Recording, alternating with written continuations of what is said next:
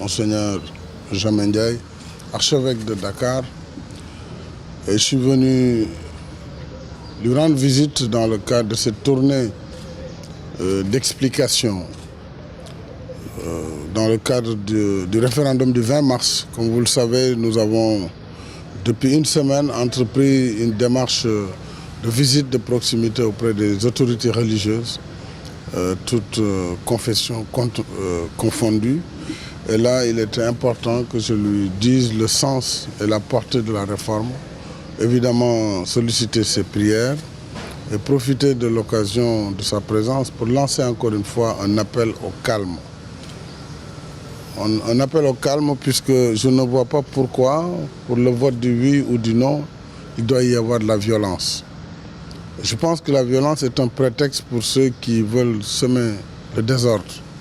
J'ai déjà lancé un appel, en tout cas à tous les partisans du oui qui sont peut-être de notre côté, à ne pas répondre devant la provocation et à ne surtout pas entreprendre quelque action que ce soit allant dans le sens de la violence. Ce serait fausser l'esprit républicain qui fonde le sens et la portée du vote des citoyens devant une situation aussi fondamentale que le vote, n'est-ce pas, de cette loi portant révision de la Constitution. Je lance également aux partisans du non d'observer les mêmes principes de non-violence et d'exercice de leurs droits. Ils ont le droit de dire non, ils ont la liberté de dire non, il faut aussi que les autres acceptent cela. Nous sommes en démocratie. Et je pense que la confrontation se fera dans les urnes. Ce n'est pas dans la rue, ce n'est pas par des cailloux ou autres. C'est vraiment des prétextes qu'il faut déplorer, il faut condamner très fermement. Et aussi rappeler aux uns et aux autres que la loi est là pour aussi rappeler à l'ordre ceux qui s'écarteront de sa voie.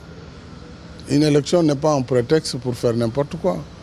Donc je lance cet appel et j'ai bon espoir que nous allons, comme d'habitude, voter tranquillement le dimanche et puis les résultats seront appréciés. Dans tous les cas, il n'y a ni vainqueur ni vaincu.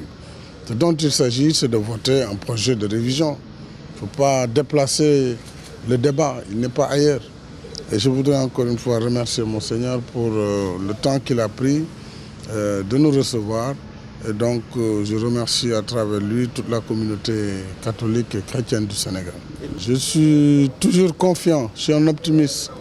Et si j'en juge d'ailleurs par ce que j'ai vu dans le pays, cette sorte de déferlante et d'enthousiasme vraiment partout où je suis passé, je pense que, bon, il est vrai, je n'ai pas beaucoup vu de partisans du non, j'en ai vu parfois, ce qui est d'ailleurs très intéressant parce que nous sommes quand même en démocratie.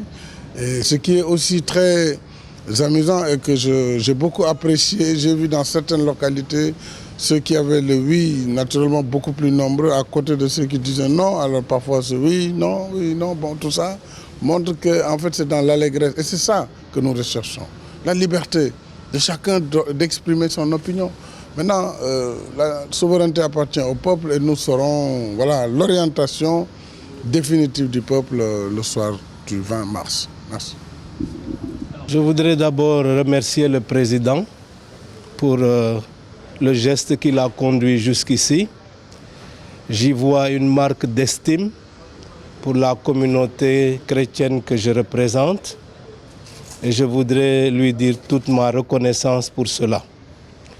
Lui dire aussi merci des informations qu'il m'a partagées concernant l'esprit du scrutin qui va avoir lieu dimanche. Je dois dire que je me préoccupe plus de la question d'une bonne compréhension de la laïcité parce qu'en visant d'autres pays, on pourrait penser que la laïcité, c'est l'absence de religion. Il ne s'agit pas du tout de cela, mais du fait que notre État ne se définit pas comme un État confessionnel, mais reconnaît à ses habitants le droit de pouvoir professer librement leur religion. Et qu'en contrepartie même, l'État peut collaborer avec les différentes confessions religieuses. Je crois que c'est un point de vue fort important qui s'appuie en plus sur l'expérience même de notre population où chrétiens, musulmans et d'autres sensibilités religieuses ont toujours cohabité dans la paix. Alors il s'agit de préserver cet héritage que nous avons reçu de nos ancêtres.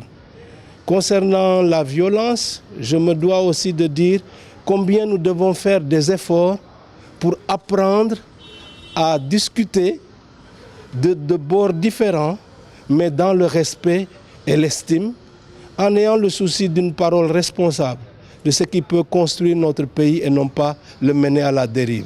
Voilà un peu ce que je retiens de cette rencontre avec le chef de l'État.